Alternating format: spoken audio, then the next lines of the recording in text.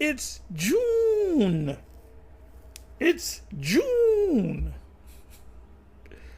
Is the microchip going to come out this month? It's already out there, but it'll be some months before the CBDC has to come first, and then eventually it will lead into the great chipping. That's a topic right there. The coming of the great chipping, because it is going to shake up a lot of these Israelites and people, Jake in general, that have watched the videos, watched the IUICs and the ISUPKs, and now, matter of fact, I was listening to ISUPK in one of their classes, and they were going into Revelation 13, and they came across the Revelation 13 and 16, and the brother said, the forehead means in your mind, and the hand means that you fight for this man. And this is an old school breakdown of High Priest Ariel, which High Priest Ariel totally went off on. None of them knew back in the days of the 7. They didn't know about the MOTB, and that was in the 80s. And to show you clowns out there in the IUIC that I didn't get this from no goddamn Alex Jones, I knew about it from the 70s. And I even pulled High Priest Ariel because I was very close with High Priest Ariel, and I was very close with King Marshall. You know? I pulled High Priest Ariel to the side, and I said, I have a question concerning Revelation chapter 13, verse 16. I said, can it be talking about an actual physical thing going into your right hand or your forehead? And you know what he said? He said, yes, that's what it's talking about. But Esau will not have enough time to do it. And I just said, I wanted to hear his response. I wasn't going to argue with him. And I said, I just kept it at that. Now, for High Priest Ariel, now you can believe me or not believe me. That's up to you. I don't believe you just made that up.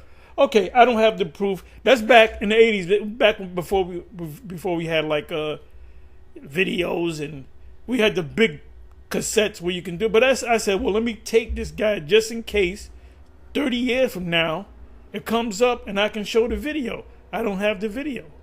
Okay? But I just asked him the question. It was just me and him. And it was on the side. It wasn't during class. And like I said, this is what he said. Almost exactly. He said, yes, it is talking about a physical thing going into it. He didn't say microchip because we didn't know what it was. Because now they showed a grain of rice thing. But there was something I knew there was something physical going in your right hand or your forehead. And like I said, he said yes, that's what it's talking about. But they're not going to have time to fulfill that prophecy. So like I said, I left it to myself. And I said in my mind, well, wait a minute. Then that would be a false prophecy. That means that the Most High made a prophecy that's not going to come to pass. I said, that doesn't make any sense. See, when I came into the school, I had my own mind. I was not lobotomized by the 7. I was not lobotomized by them. Because I have many arguments with them concerning scripture that some of those arguments I won.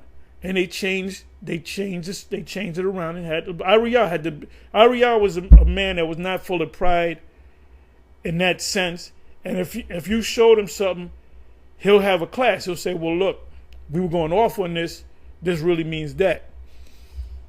But others, not all of them, but certain guys like maybe Lahab and Yeshai and whatever, they would, if I would tell them something, they wouldn't accept it because I'm a lowly old guy. I just came into school. You ain't one of the 7, you know? I remember, and I'm going to get into my lesson, and I remember when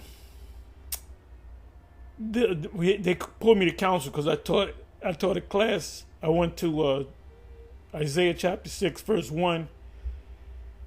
And they broke it down one way, and I broke it down another way in the class, not getting approval. But the Spirit was on me, where it speaks about the Lord coming down and the smoke filled the tabernacle, whatever, the temple or whatever. And you got to read it yourself. And there were angels with 6 wings. With 2 they covered their face, with 2 they covered their backside, and with 2 they did fly. So in my mind's eye, that's shuttles. I said, those are shuttles. Those are ships that come out of... And they actually show you that in the Star Wars series. How you have the big ship, the so-called mothership, and then you have those, what do you call it? The shuttle, like the shuttle ships. And they look just like planes. So what Isaiah was seeing was planes that the angels were in.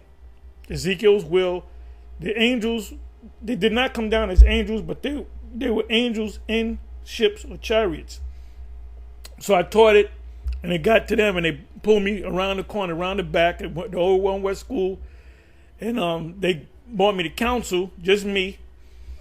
And then I went into the scriptures and broke it down to them, and they had nothing to say. And Yeshaya was trying to buck up, and so I said the word seraphim. I said, let me ask you a question, Yeshaya. I said, what does the word seraphim mean? And he didn't know. He wasn't all that in the Hebrew. He knew certain Hebrew words, but we know a lot more Hebrew than they do. They got the blue letter, and we go to a lot of Hebrew words. And he shut up. And Yeshaya known for having a big mouth. And Yeshaya didn't say nothing. So I pointed at Yeshaya, and I said, what does seraphim mean? I said, that's a Hebrew word. What does it mean? And he shut up, and I said, look, that's gonna look bad on you, High Priest Yeshaya, because this is when Ted Koppel was. I said, what if you was on Ted Koppel's show and he asked you that question? What would you say? And he kept quiet. Now I don't know how other brothers teach that, they teach the way the seven taught or whatever, but that's what it's talking about. Another thing, Joel chapter 2. Verse 1 on down, High Priest Ariah and the 7 used to teach that that army are talking about Jake's busting in Esau's windows and robbing them and raping their women and all that, killing their men, raping their women and robbing what they got. When I heard that, I said, nah, that don't make sense. See, a lot of you guys that came into this thing, this is what I noticed. Forgive me for this rant, that you got a lot of guys from the One West days that when the YouTube came out, they set up camps and they put stuff on you, not shit, but taught on YouTube. You don't see them guys no more. They're still around, but that YouTube thing basically got, played out to them.